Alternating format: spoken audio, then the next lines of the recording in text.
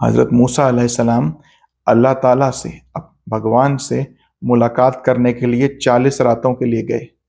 30 راتوں کے لیے گئے تھے، پھر 10 راتیں اور بڑھا کے 40 ہو گئی. تو 40 راتوں کے لیے جب چلا کاٹنے گئے بھگوان کے پاس، جس کے بعد بھگوان نے حضرت موسیٰ علیہ السلام کو تورات دی. تورات جو 10 کمانڈمنٹس ہیں، جو 10 کمانڈمنٹس یہودی بھی اس کو مانتے ہیں، عیسائی بھی مانتے ہیں، مسلمان بھی مانتے ہیں کہ وہ 10 کمانڈمنٹس حضرت موسیٰ علیہ السلام کو بھگوان نے دی، ایشور نے دی، اللہ نے دی. تو وہ جو بھگوان ہے جس نے ہم کو وہ 10 کمانڈمنٹس دی، وہ ان 40 راتوں کی حضرت موسیٰ علیہ السلام کے چلے کے بعد دی. وہ اسی کوہ طور کے پاس آ کے انہوں نے وہ 40 راتیں گزاری.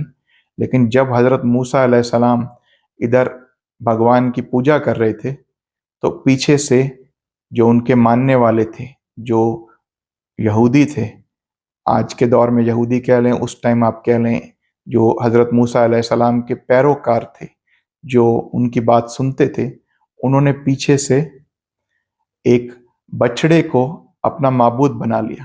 ایک بچڑے کو، گائے کے جیسے جسم کو اپنا معبود بنا لیا. تو کیا ہوا جب وہ حضرت موسیٰ علیہ السلام کو اللہ تعالیٰ نے بتایا، بھگوان نے بتایا کہ موسیٰ تم میرے پاس آنے میں تم نے جلدی کی، اور پیچھے سے تمہاری جو قوم ہے انہوں نے بچڑے کو معبود بنا لیا. ایک گائے کے جسم جیسے گائے کو سمجھے ایک معبود بنا لیا، گائے کی پوجا شروع کر دی ہے، گائے کو اپنا بھگوان مان لیا ہے. تو حضرت موسیٰ علیہ السلام بہت غصے میں واپس آئے اپنی قوم میں. انہوں نے دیکھا کہ وہ ایک سونے کی گائے کی پوجا کر رہے تھے. سب اس کے ارد گرد بیٹھے تھے اور اس میں سے آواز آ رہی تھی، جیسے کوئی ہوا چلتی ہے تو کوئی جیسے گائے جیسی آواز آ رہی تھی. تو انہوں نے آ کے پوچھا، اپنے بھائی پہ سب سے پہلے غصہ کیا کہ تم میرے پیچھے کیوں نہیں آئے؟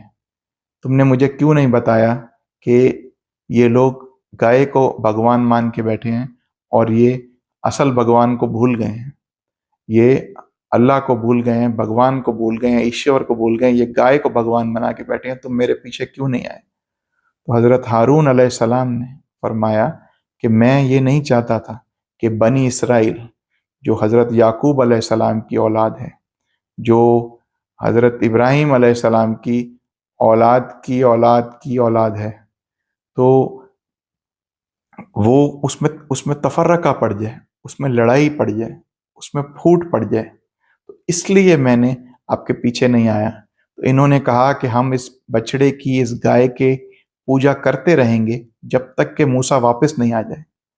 تو پھر حضرت موسیٰ علیہ السلام آئے تو انہوں نے پوچھا کہ یہ ایک سامری جادوگر تھا، سامری جادوگر تھا، اس نے یہ گائے کا بچڑا بنایا تھا. تو حضرت موسیٰ علیہ السلام نے اس سے پوچھا کہ اے سامری تیرا کیا معاملہ ہے؟ اس نے کہا کہ میں نے فرشتے کے قدم دیکھے. تو یہ تپسیا کر کے، یہ کوئی بھی محنت کر کے یہ دیکھ سکتا ہے، کیونکہ فرشتے، جن کچھ لوگوں کو نظر آتے ہیں پر زیادہ تر لوگوں کو نظر نہیں آتے، عام انسانوں کو نظر نہیں آتے. تو وہ سامری جو جادوگر تھا، جو سامری جادوگر کی ہم کہانیاں بھی پڑھا کرتے تھے اپنے بچپن میں، تو جو سامری تھا اس نے کہا کہ میں نے فرشتے کے نقشے پاک دیکھے، کہ میں نے فرشتے کے قدم دیکھے. تو جس مٹی پہ فرشتے کے قدم لگے میں نے وہ مٹی لی، پھر میں نے اپنا سونا ڈال دیا اور ان سب لوگوں نے بھی اپنا سونا ڈال دیا. تو سب لوگوں نے اپنا سونا ڈال دیا آگ میں، پھر اس آگ سے پکا کے میں نے یہ بچڑا، یہ گائے بنائی، اور میرے دل نے اس کو اچھا معلوم کیا کہ ہم یہ گائے بنائیں، اور پھر ہم سب نے اس کی پوجا کی، اس گائے کی.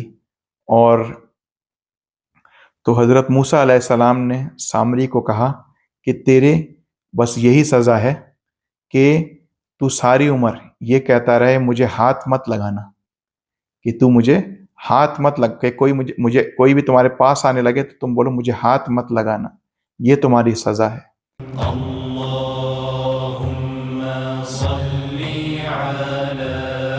سيدنا محمد